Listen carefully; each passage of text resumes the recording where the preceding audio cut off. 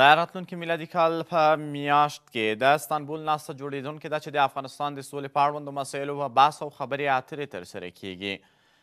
د مصالحې د عالی شورا رئیس له BBC سره په خپلې وروستۍ مرکې کې یادونه کړې ده. د دې مسلې ته یې اشاره کړې ده چې د استانبول په ناسته کې به د افغانستان برخلیک وټاکي. د استانبول ناسته هم داسې یوه ناسته بللی کیږي چې دلته به د افغانستان د راتلونکي حکومت په اړوندو مسایلو به سلا مشورې ترسره کیږي او دغې ناستې ته د بون دوهمه کاپي هم ویل کیږي، ځکه چې په بون کې هم د افغانستان په اړوند وضعیت باندې خبرې اترې ترسره شولې او بالاخره د بون د ناستې په پای کې پر دې توافق وشو چې په افغانستان کې د یو لنډمهالې اداره وي چې د پخواني ولسمشر حامد کرزي په مشرۍ رامنځته شوله او راتلونکو ټاکنو لپاره زمینه مساعده شوله چې ټاکنې پکې ترسره شوې. خو اوس وضعیت له هغه پخوا وضعیت سره څنګه پرتله کیدلی شي او د استانبول ناسته په دې وخت کې چې راغوښتلی شوې ده څومره یو حساس وخت او څومره رښتیا هم هیلې ورته زیاتې دي تر څو په افغانستان کې د سوله او ثبات تامین شي. غواړم په دې اړوندو مسایلو خپل بحث ته دوام ورکړم له ښاغلي منیر شیرزاد د سیاسي چارو له شنونکي سره چې همدا شیبه له موږ سره په ژوندۍ بڼه وصل دی. ښاغلی شیرزاد سلام او وخت مو په خیر، ستړي مه شئ. سلامونه او احترامات صبوري صاحب تاسو ته او درنو همکارانو ته.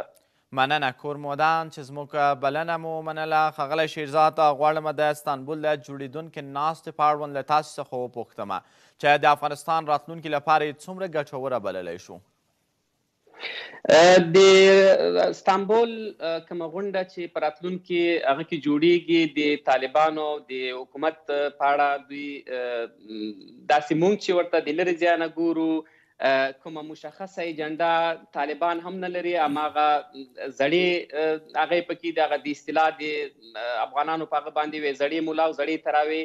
او د حکومت ته چې ګورو دوی هم هماغه زړه هغه باندې روان دي، دوی هم زاړه پلاوي سره لیږي. زه چې مشخص ورته ګورم داسې د ترکیه ناسته کومه لاسته راوړنه به د نه د حکومت یو نه به د طالبانو وي، دا به د منطقي د ملکونو د منطقي د خوشحالولو دپاره یوه ناسته ده او په دواړو جانبین باندې تحمیل شوي ده او دوی به دغلته یوه ناسته وکړي. خو لاسته راوړنه پکې د موږ د افغانانو په نظر باندې هیڅ کومه لاسته راوړنه پکې موږ ونه لرو صبوري صاحب. بله، خو اوس مهال که د مصالحې د عالي شورا وروستۍ مرکې ته ځیر شو، دوی وایي چې د استانبول په ناستې کې به د افغانستان راتلونکی وټاکي. نو څه فکر کوي چې آیا دلته به اجنډا داسې مشخصه نه وي موجوده چې څه به کیږي او له کومې طرحې څخه به ملاتړ کیږي، ځکه چې امریکا یوه طرحه راوړې ده او ولسمشر محمد اشرف غني هم هڅه کوي تر څو تر دغې ناستې پورې خپله طرحه وروستۍ کړي او د دغې ناستې ګډونوالو ته یې واوروي. طرحه به دوی جوړوي، د اجنډا همدا ده چې دوی باید د ترکیه د غونډې دپاره دوی یوه طرحه هم طالبان جوړ کړي هم دوی جوړه کړي. مګم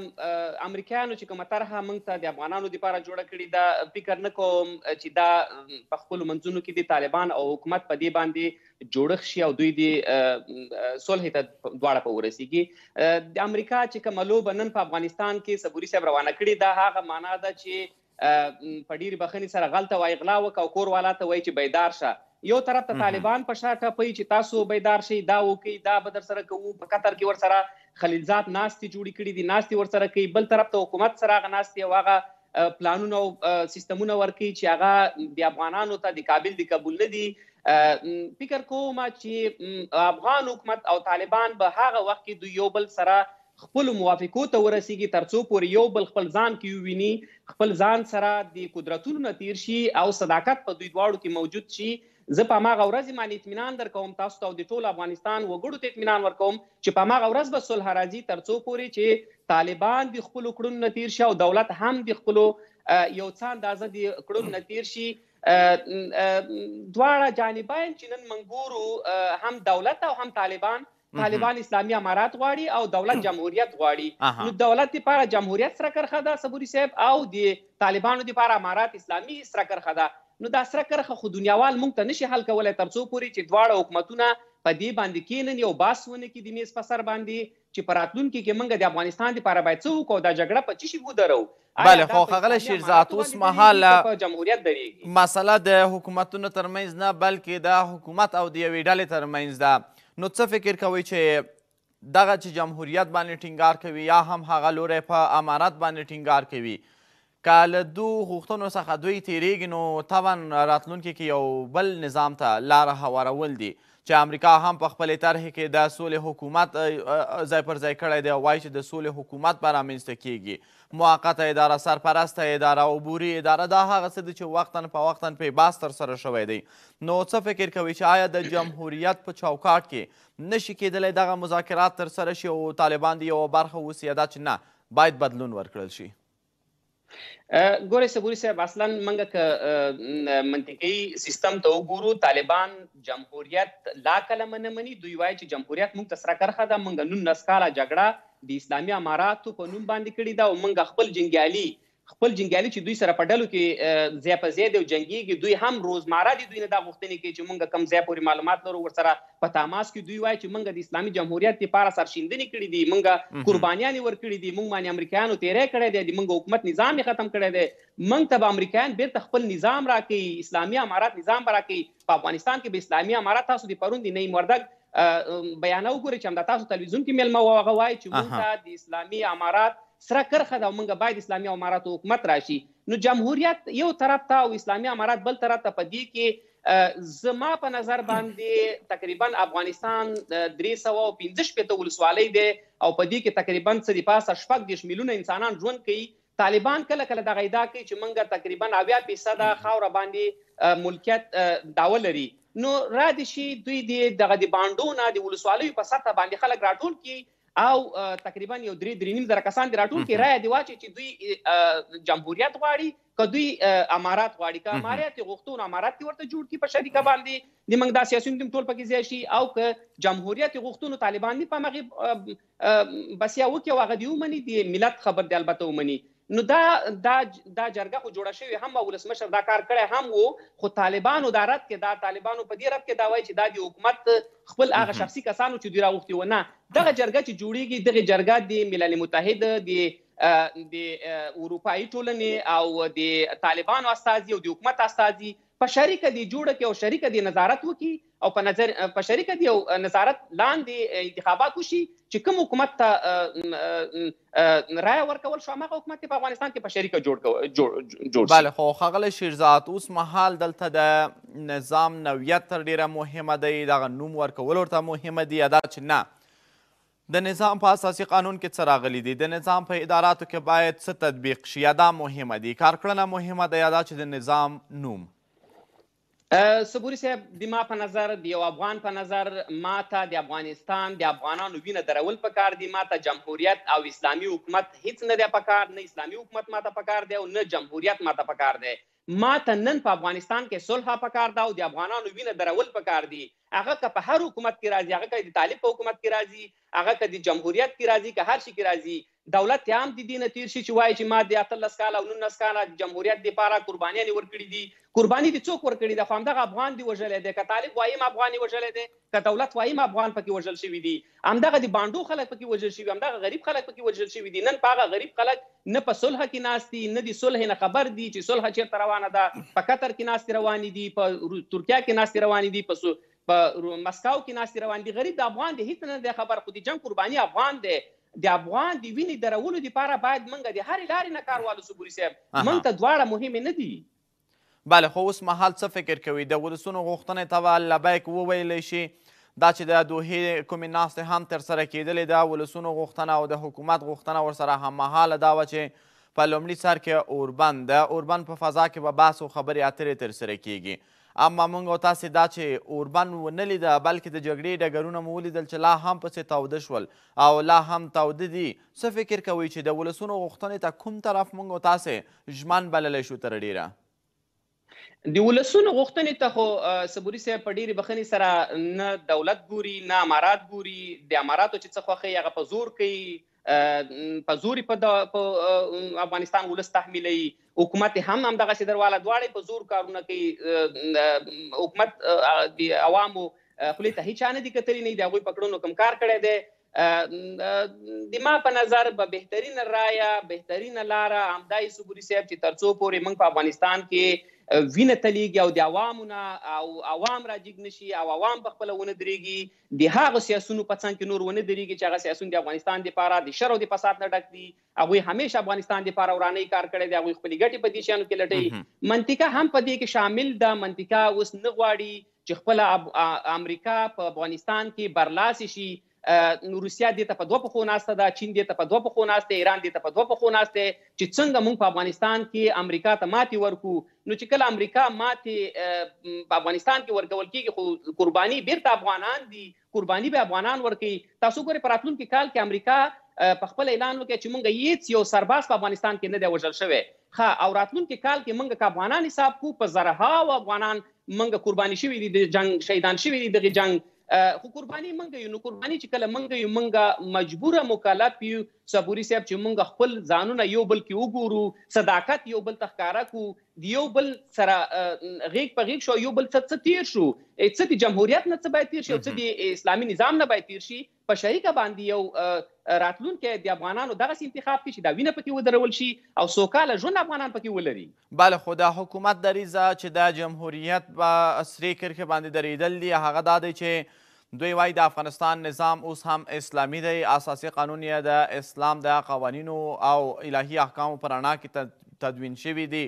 او همدغه د اجرا وړ دي. نو څه فکر کوئ که چیرته طالب د اسلامي نظام ټینګښت غواړي په افغانستان کې، د دوی موخه څه کیدلی شي؟ آیا تر دغه ورځې پورې دا مشخص شوي دي چې په اسلامي نظام کې رښتیا هم څه دي؟ خو طبعا دلته مسلمانان ژوند کوي، اسلامي نظام حاکم دی، اما طالب بیا هم ټینګار پر همدغه راز مسایلو کوي. دا د دې لپاره دی چې سمون رامنځته شي یا دا چې نه د امتیاز د ترلاسه کولو یوه وسیله یې ګرځولې ده؟ صبوري صاحب دا واضح خبره ده، په دې به سترګې نه پټو. په دې چې څوک سترګې پټوي دا خو ټولې دنیا ته ښکاره ده چې طالبان بار بار همدا خبرې کوي چې هغوی وایي موږ د خپل حکومت دپاره سرشیندنه کړې ده. دلته صبوري صاحب که واضح کو اسلام او جمهوریت دواړه مطرح نه دي، دلته قدرتونه مطرح دي. که طالبان جنګیږي هم د خپل قدرت دپاره جنګیږي، هغوی خپله چوکۍ لاسته راوړي، خپل نظام بیرته قایموي، د دې دپاره جنګیږي. او که د موږ دولت پیلي وسنی حکومت هم د همدې دپاره جنګیږي. ما بیا بیا هماغه ځای ته راځو چې موږ افغانان په دې کې وژل کېږو. هغه که طالبان دي هم د افغانانو بچي پکې مړه کېږي او که د دولت د خوا نه دي هم د افغانانو بچي پکې مړه کېږي. خو طالبان ډېر شیان په امریکایانو تحمیلوي. دوی وایي چې حکومت موږ ته هر شی سرې کرښې ټاکلي وي چې دا سرې کرښې دي. نسبت به یې دروالم چې تاسو ورته اشاره وکړه چې جنګ شدت پیدا کړي او جنګ شدت د هغه کسانو نه پیدا کړي چې هغه مابس نه ټول بندیان خوشي شول، ټول بیرته غرو ته وختې طالبانو، اما هغوی بیرته جګړه شروع کړه د افغان حکومت په مقابل کې. نو دوی وایي چې موږ ته د افغان حکومت ولې په خپل خوله نه راخوشي کول، ولې دوی خو موږ ته هر څه ویل لکه انس حقاني پورې دوی او دولت اعلان کولو چې دا موږ ته سرې کرښې دي. چې سرې کرښې دي نو څنګه امریکا چې یو د هغې ځینې یو ټلیفون درته وکړي، په ټلیفون باندې 15,000 بندیان خوشي کېږي، انس حقاني خوشي کېږي چې هغه باندې د سزای هغه ختلي وه چې دا باید اعدام شي. نن په مسکو کې موږ د سیاسونو سره یو ځای په چوکۍ باندې ناست دی، ولې هغه د بل افغان نه د هغه وینه زیاته ده؟ بله، خو اساسي پوښتنه همدلته راولاړېږي که چیرته د حکومت باندې دا تور پورې کېږي چې د امریکا په یوه زنګ یا یو ټلیفون باندې دلته یوه مسله حل کېدلی شي، خو طالب هم همدغه لاره غوره کړې. جګړه د افغانانو ترمنځ ده، نن ورځ افغان وژلی کېږي لکه څنګه چې تاسې مخکې یادونه وکړله. یو بهرنی سرتیری دلته وروسته د دوحې او د امریکا ترمنځ د توافق نه وروسته نه دی وژل شوی. خو څه فکر کوئ چې طالب هم سترګې امریکا ته نیولې دي او افغان حکومت که چیرته هم پر دې تورنېږي چې د امریکا په سپارښتنه یو ګام پورته کوي؟ طالب نن جګړه له افغان حکومت سره کوي، اما طرحه د 3 میاشتني اوربند امریکا ته ورسپاري، له افغان حکومت سره یوې پایلې ته نه رسیږي. د امریکا دغه موقف اوس مهال موږ تاسې که چیرته په دومره لوړه کچه کې ووینو، آیا د روانې جګړې حل دوی ته ستونزمنه خبره ده یا دا چې نه دوی په دواړو خواو باندې کولی شي فشار راوړي او بالاخره په لنډ وخت کې دا جګړه ختمه کړي؟ صبوري صاحب امریکایان کله کله ادعا کوي چې موږ په نړۍ کې سوپر طاقت یو، موږ هر څه له لاسه کېږي. که رښتونې ناټو یا امریکایان په افغانستان کې وغواړي په هماغه ورځې باندې صلح راځي. هماغه هیڅ ناشونې ده. په یوه میاشت کې زه مطمئن یم چې په افغانستان کې به یو ډېر ښایسته د صلح خاوندان یو موږ او تاسو که امریکایان او اروپایان په رښتینې معنی افغانستان کې ګام کیږدي. خو اروپایان او امریکایان په افغانستان کې رښتونی ګام هیڅ وخت نه ږدي. هغوی د خپلو ګټو پسې افغانستان ته لاړ دي. هغوی چې اسیا کې ژوند کوي د خپلو ګټو دپاره یې کوي. امریکایان د افغانستان له غمه نه دي مړه چې په افغانستان کې د موږ یو شرعي نظام یا جمهوریت نظام جوړ کړو او موږ دې پکې هیڅ نه یو. نه، هغوی غواړي چې په افغانستان کې داسې یو نظام رامنځته شي چې همیش د دوی په واک کې، همیش د دوی د تصرف لاندې، همیش د دوی د کومندې لاندې، چې دوی ورته یو ټلیفون کوي هغه په اسیا کې هماغه کارونه ترسره کیږي. امریکایان په رښتونې په افغانستان کې موږ افغانان د اروپایانو او امریکایانو نه دا تمه ونه لرو چې په افغانستان کې به موږ امریکایان موږ ته صلح راولي. صلح به صرف او صرف افغانان راولي. افغانان به خپلو منځو کې صلح کوي سره. باور وکړه موږ افغانان دغه سیاسیون دي موږ نور کوم شرم په نوم باندې هم څه صبوري صاحب نه پیژني چې پرونه پورې بل پرونه پورې همدغه مسکو او همدغه روسیه وه چې دوی ورسره جنګېدل، دوی ورسره جهاد اعلان کړی و. نن همدغه حزب اسلامي مشر، همدغه د جنبوش مشر، همدغه مشران ټول لاړ دي مخکې که پورې دانش پورې، دا ټول په مسکو کې ناست دي. هماغه د روسانو نه کومک غواړي چې راشه ای کافره د منطقي مشرانو راشئ موږ کې صلح وکړئ. تاسو خو مسلمانان ځان ته وایئ، تاسو خو د یو ملک رئیس جمهوران یو ملکیت دعوه کوئ چې موږ یو ملک لرو. تاسو خپلو منځو کې سره کښېنئ، جوړه سره وکړئ، یو بل کې ځان وګورئ، په شریکه باندې یو نظام همدغه د جمهوریت نظام نه ملاتړ وکړي چې ټول پکې ځان وګورئ. یو پکې مګم د منطقي ملکونو نه د موږ دا تمه ونه لرو چې منطقه ملک د موږ سره په دې کې مرسته وکړي. صبوري صاحب بله، خو اوس مهال موږ تاسې که د دوحې ناستو ته وګورو، په مسکو کې کومې ناستې ترسره شوي دي، یعنې بې اغېزې هم نشو بللی، ځکه چې وایي همدغه ناستې وې چې زمینه سازي یې وکړله، موږ تاسو بین الافغاني مذاکراتو ته دننه شللو، یا تر دې وروسته که بیا هم دغه مذاکرات دوام پیدا کوي نو لږ لږ څه به ګام مخته پورته کیږي، ځکه چې د څو لسیزو جګړې ته په لنډ وخت کې حل لاره پیدا کول هم ستونزمنه بللی کیږي. خو د ترکیې ناستې ته بیا هم ډیری شمېر افغانان سترګې پر لاره دي چې ممکن د جګړې ټغر راټول شي او دلته په راتلونکي باندې یو داسې سلا مشوره وشي او بحث وشي چې جنګ دې ختم شي یا د اوربند رامنځته شي. خو غوښتنه څه کېدلی شي له طرفینو څخه چې دلته د لوړې کچې چارواکي ګډون کوي، حضور پیدا کوي، چې څومره باید له زغم او نرمښت څخه کار واخیستلی شي، خپلې سرې کرښې یو ځل بیا مطرح نه کړي او بالاخره د ولس ښېګڼه وغواړي. صبوري صاحب دا که تاسو د پرونۍ او بل پرونۍ موضوع ته لاړ شئ وګورئ، د محب څرګندونو ته وګورئ، د طالبانو د ویان محمد نعیم څرګندونو ته وګورئ، دا هماغه بیرته سرو کرښو ته روانه خبره ده چې یو رقم څرګندونې کوي، یو بل رقم څرګندونې کوي. ګوره محب پرون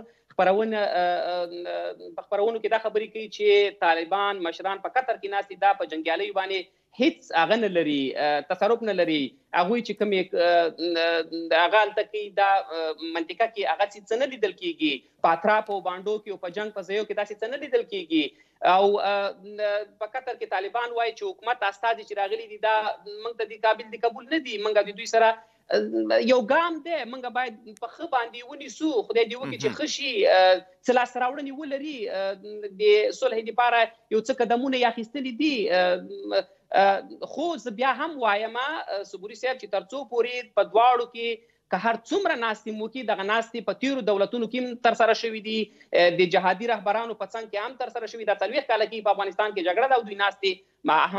هممهاله ناستې هم سره په ډېرو ملکونو کې کړي دي. په سعودیه کې په قرآن باندې دوی لاسونه سره ایښي دي، خو بیا هم چې افغانستان ته راغلي جګړې سره اعلان کړي دي. مګم د موږ په سیاسونو باندې زه هېڅ اعتماد نه لرم چې دوی به کومه ناسته په ترکیه کې وکړي او لاسته راوړنې به ولري او په هغې به دوی عمل وکړي، ځکه چې دوی د هغه څه چې لاسته راوړي دي د دوی نه تېرېږي. البته که دوی همیش دا فکر وکړي چې موږ د افغانستان راتلونکي دپاره باید کار وکړو، د افغانستان د جوړولو دپاره کار باید وکړو، زه مطمئن یم چې راتلونکي غونډه په استانبول کې جوړیږي، دې کې به موږ ډېر افغانان د دې ټولو شهیدانو اوسېږو چې ډېر راسته راوړنې به پکې ولرو، خو هغه په دې صورت کې چې موږ د خپلو شخصي ګټو نه پکې تېر شو او موږ د افغانستان ګټې په نظر کې ونیسو. صبوري صاحب مننه کوم. په همدې هیله کور مو ودان ښاغلی شیرزاد چې له موږ سره مو برخه واخیستله. هیله کوم. مننه تاسو. مننه کوم.